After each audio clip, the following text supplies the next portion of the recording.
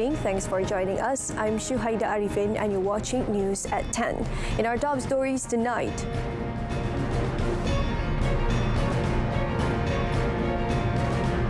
Budget 2023 not bound to a previous plan.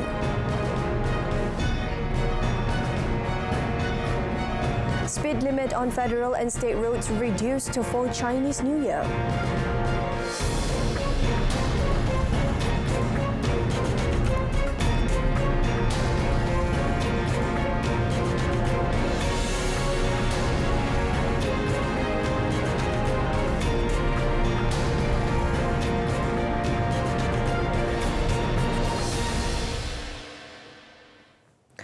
Budget 2023, scheduled to be presented again in Parliament on 24th February, will not be tied to the budget presented by the previous government in October 2022. However, Prime Minister Datuk Seri Anwar Ibrahim said the proposals made in the previous budget plan will be taken into account in the revised budget 2023 figures. Ini belanjawan baru sama sekali. Trustnya, dasarnya, pengubahsuaiannya. Walaupun angka-angka pendapatan dan sebagainya itu mungkin tak boleh ubah banyak. Baik. Dan kita ada advantage ya, sebab belanjawan dulu tu angka dia terakhir bulan September. Umpamanya. Kita dah dapat sampai Januari. Jadi ada ubah suai sikit. Speaking after the Budget 2023 dialogue in Putrajaya today, Datuk Seri Anwar, who's also the Finance Minister, said Budget 2023 priority will be given to small and medium enterprises SMEs in high-impact sectors such as technology, agriculture and renewable energy, and which are export capabilities. He said this when responding to a question on whether the revised Budget 2023 would retain the amount of 372.3 billion previously allocated during the presentation in October last year by the previous government's Finance Minister, Tengku Datuk Seri Zafrul Abdul Aziz. Meanwhile, in a statement issued today, the Finance Ministry said the Budget 2023 dialogue was attended by stakeholders consisting of government agencies, the private sector, academics, non-governmental organisations and civil societies. Meanwhile, Datuk Seri Anwar said the national debt, including liabilities, which has hit 1.5 trillion ringgit, needs to be urgently addressed. Datuk Seri Anwar said the country's economic position is still not strong and also affected by external developments. The Premier said the economy is still considered soft as it is also due to international developments such as the Russia-Ukraine conflict and the global economy, which has yet to recover fully post-COVID-19. Hence, he said the government will not take the business as usual approach but will instead adopt another approach in order to strengthen the country's economy. In other development, Datuk Seri Anwar said the Minister's asset declaration must be made in a responsible and transparent manner rather than just a political gimmick. The Prime Minister said he was in discussions with various agencies, including the Malaysian Anti-Corruption Commission MACC, to make the asset declaration processes more transparent. You can find people having hundreds of millions of ringgit and still declaring 11 million or 12. So I think what we need to do is to make sure that the parameters are clear. He said this when asked whether his cabinet ministers has declared their assets to him and when it could be made public. Saying it was shocking, Datuk Seri Anwar said that some of the declarations did not represent the real wealth of the particular person after looking at the figures and files. The Prime Minister also revealed that he had no intention of building new landmarks under his administration. Datuk Seri Anwar said the existing landmarks such as the Petronas Twin Tower KLCC and the TRX Towers were sufficient. Instead, he said there was a need to improve the cleanliness and beauty of the city and to look into the needs of the small and medium enterprises, SMEs, hawkers and stall operators.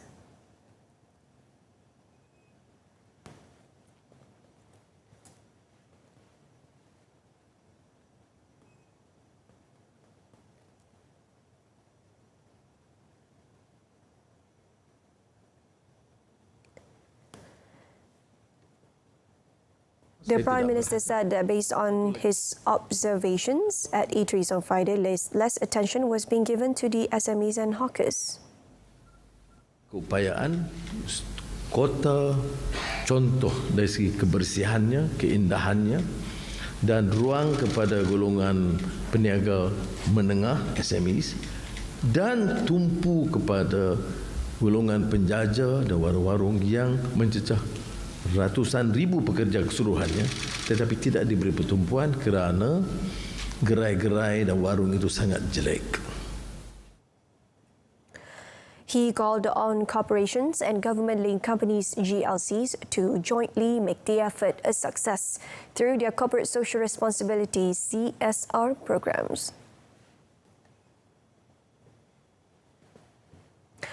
The Ministry of Entrepreneurship Development and Cooperatives KUSKOP has requested an allocation of 666 million ringgit in the upcoming budget 2023 to finance 185 programs under the ministry's strategic plan. Its Minister Datuk Iwan Benedict said the strategic plan will benefit 542,080 entrepreneurs and the programs would help entrepreneurs weather the economic challenges this year.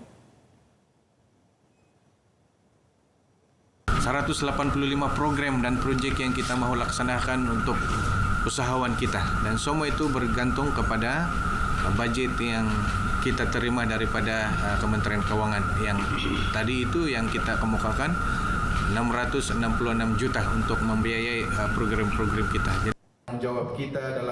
He said there were three main objectives of the strategic plan, namely to provide a conducive ecosystem to support and drive the recovery, growth and stability of the country's entrepreneurial sector, enhance the resilience and competitiveness of post-pandemic entrepreneurs, and strengthen the facilitative and effective entrepreneurial service delivery system. Under the plan, he said entrepreneurship training and guidance should be offered on a hands-on basis so that entrepreneurs can gain knowledge and robust and innovative skills to be more competitive. The government is implementing a plan to make it easier and faster to hire foreign workers in 5 critical sectors and sub-sectors. In a statement today, Human Resources Minister V. Sivakumar said the plan of relaxation of conditions on migrant worker recruitment covers the manufacturing, construction, plantations, agriculture and services, restaurants-only sectors and sub-sectors. He said employers in these 5 industries could submit applications for hiring foreign workers through the Foreign Workers Centralised Management System FWCMS platform under the FWE approval module with immediate effect. Sivakumar said advertisement of vacancies on the My Future Jobs portal would be exempted with immediate effect. He said employers who had applied in the FWE approval module and e-quota module before 17th January should submit new applications through the FWE approval module to enable their applications to be considered under the plan.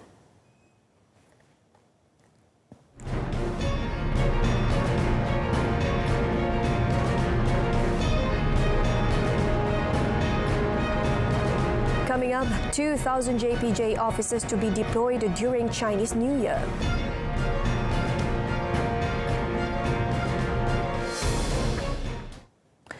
The speed limit on federal roads nationwide will be reduced by 10 km per hour from tomorrow to 27 January in conjunction with the upcoming Chinese New Year celebrations. Works Minister Datuk Seri Alexander Nantalinggi said during this period, the speed limit on federal roads was lowered to 80 km per hour instead of 90 km per hour.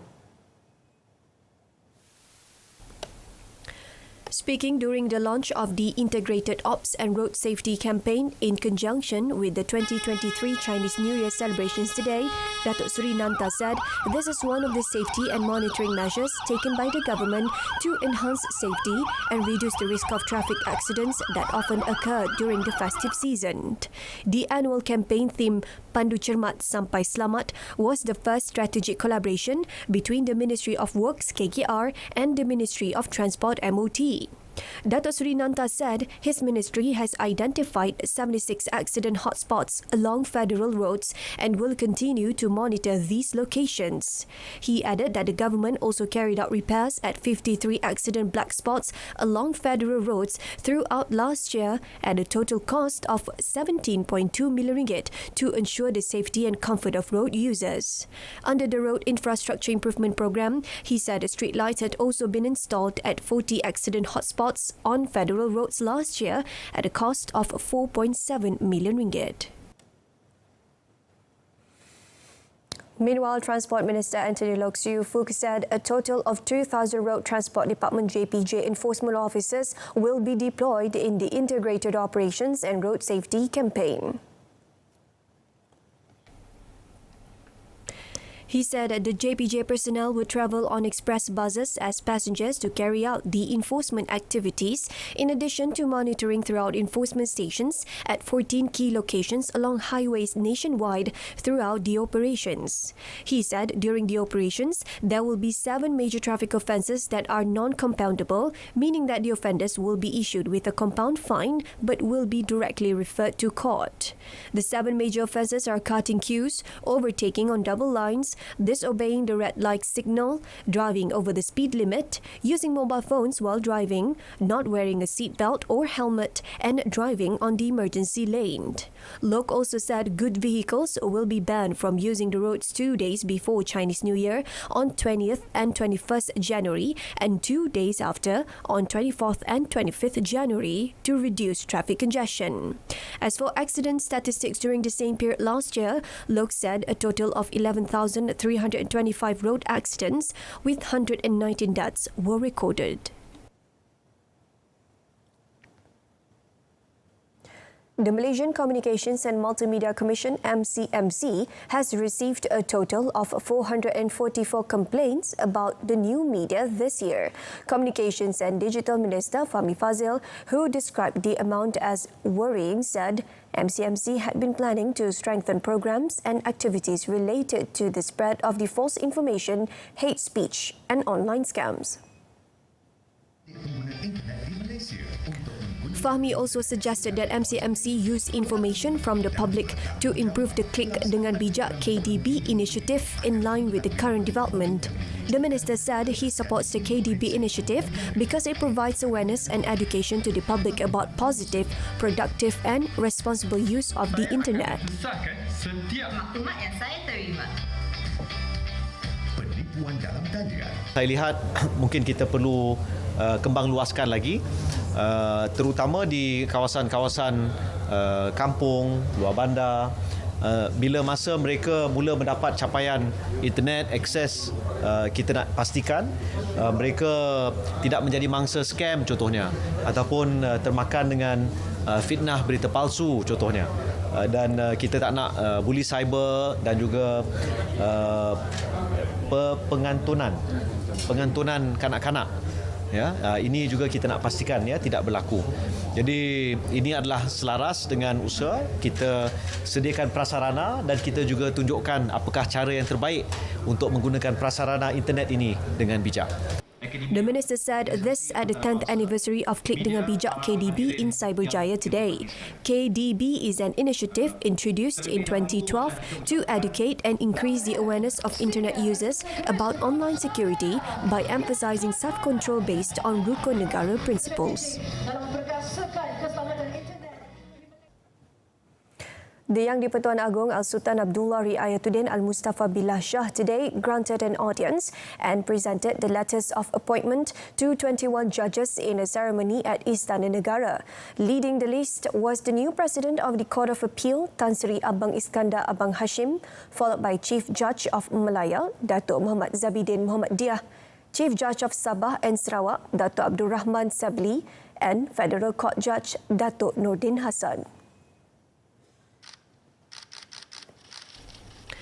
Also receiving their letters of appointment as Court of Appeal judges were Dato' Azman Abdullah, Dato' Azimah Omar, Dato' Lim Chong Fung, Dato' Colin Lawrence Sequeira, Muhammad Zaini Mazlan and Datuk Wong Kian Keong. 11 judges appointed to the High Court were Datuk Nur Syaridah Awang, T. Giok Hong, Datuk Zaliha Ruspandin, Alice Lok Yi Ching, Datuk Azhar Abdul Hamid, Dr. Arik Sanusi Yop Johari, G. Bupindar Singh, Mahazan Mat Taib, Ahmad Murad Abdul Aziz, Liza Chan Sao Keng and Wan Muhammad Amin Wan Yahya. The ceremony was also attended by Minister in the Prime Minister's Department, Law and Institutional Reform, Datuk Sri Azalina Osman and Chief Justice Tun Tengku Maimun Tuan Mat. Istiadat pengurniaan surat cara pelantikan.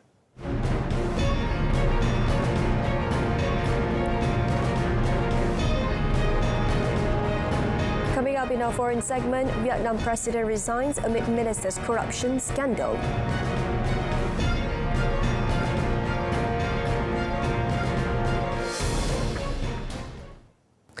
Families of Indonesian children who died because of tainted cough syrup demanded reinstitution as an Indonesian court today started hearing their class action lawsuit against government agencies and pharmaceutical firms. About 200 children have died of acute kidney injury in Indonesia since last year, and authorities have said 2 ingredients, ethylene glycol and diethylene glycol, found in some syrup-based paracetamol medications, are linked to the illness. The 2 ingredients are used in antifreeze, brake fluids and other industrial applications, but also as a cheaper alternative in some pharmaceutical products to glycerin, a solvent or thickening agent in many cough syrups. 25 families are suing the Health and Finance Ministries, the drug regulators, and at least 8 drug companies. Awan Puryadi, the family's lawyer, said they each wanted compensation of nearly $225,000. Authorities have recently banned several cough syrups and mounted legal actions against several pharmaceutical companies whose products allegedly contain the dangerous ingredients.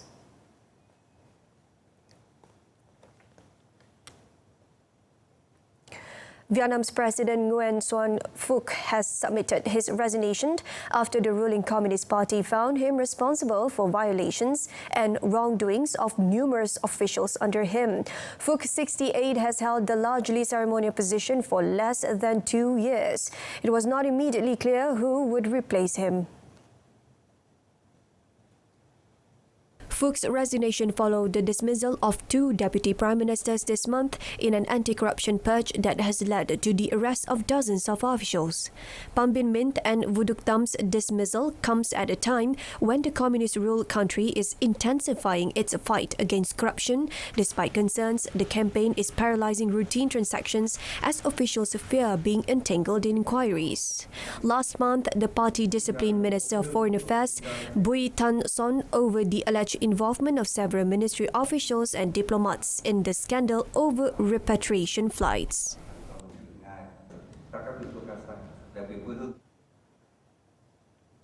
Hundreds of officers in London are likely to be sacked for sexual and domestic abuse offences, Britain's most senior police officer said today, as he sought to regain public trust after an officer admitted being a serial rapist. London's Metropolitan Police, the Met, which has been rocked by scandals in recent years, was plunged into further crisis after David Carrick, 48, admitted carrying out 24 counts of rape over almost 2 decades while serving as a police officer while his colleague missed chances to stop him. The case follows a series of revelations of serious wrongdoings at the force, Britain's biggest, with more than 43,000 officers and staff, and responsibility for leading the country's response to terrorism and issues such as extradition. In recent years, public confidence in the Met has been hit by revelations of its culture of corruption, racism and misogyny. London Commissioner Mark Rowley, brought in 4 months ago to lead the clean-up, said investigations were underway into about 800 officers, over 1,000 sexual and domestic abuse claims. He said many jobs will be lost as part of the process. Masan, boleh saya bantu? Hello, there's been a motorcycle accident here. Maybe an elephant ran it over. Sir, there is fire accident at the address number 5 Jalan Tembikar Shah Alam. PGO from FRT Shah Alam, there was no fire accident here. Over.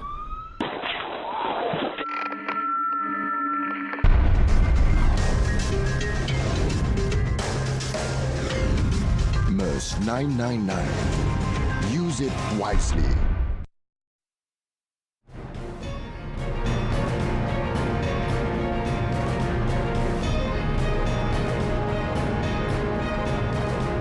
Coming up in sports, MHC roping in experts to increase conversion rate of penalty corners.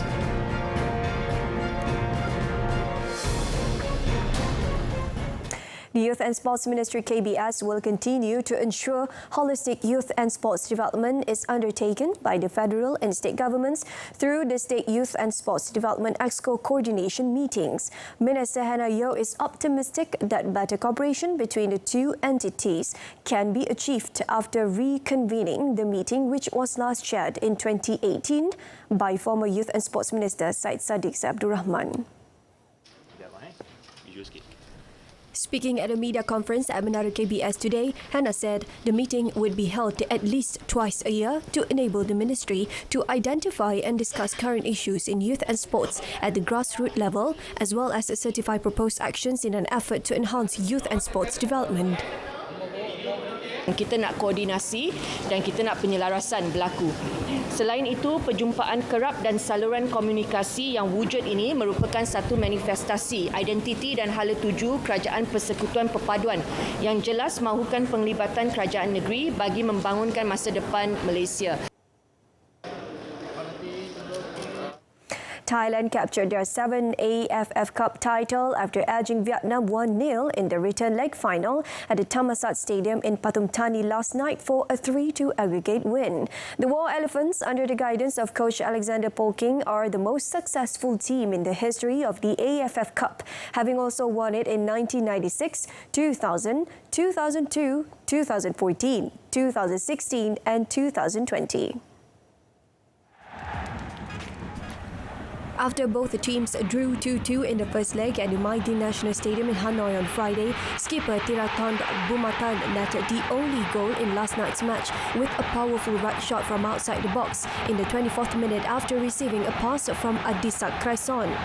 The goal only added to the intensity of the match and forced Vietnam's South Korean coach Park Hang-seo to make an early substitution as they tried to get the equaliser, but the Thai defenders played superbly in front of their home fans. Thailand, who eliminated Malaysia in the semi-finals, were down to 10 men in the final seconds when Piradol Chambrasamy was sent off for a second yellow card offence, but they managed to hold on for victory. Gianni Infantino, the president of World Football Governing Body FIFA,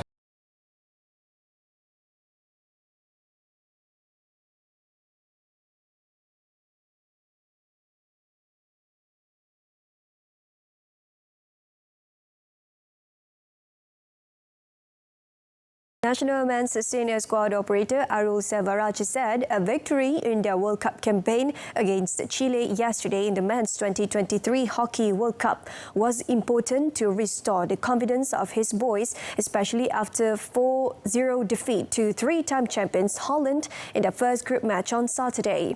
Malaysia came from behind twice to edge Chile 3-2 and registered their first win in a hard-fought Group C match at the Birsa Stadium in Rockela, India.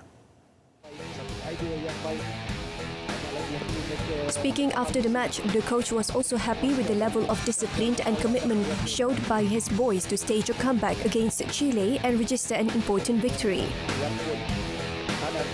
Pendapat saya, walaupun kita memberi 2 gol untuk pasukan Chile daripada field goal dan juga penalti corner, kita melakukan dengan tactical disiplin yang tinggi. Kalau kita continue bermain dengan tactical disiplin yang tinggi, saya pasti akan kita maju ke depan lagi. Pagi besok kita akan bertolak ke Peninsula. 18 hari bulan kita akan pergi sesi latihan untuk bermain dengan New Zealand pada 19 hari bulan. Kita akan gunakan sesi latihan tu untuk kita finalize taktik yang kita ingin bermain untuk pasukan New Zealand. Malaysia are scheduled to face world number 9 New Zealand in their final deciding Group C match on Thursday at the Kalinga Stadium in Bhubaneswar. Both Malaysia and New Zealand have 3 points respectively after having played 2 matches each, while Holland are at the top with 6 points after winning both their matches with identical 4-0 scores.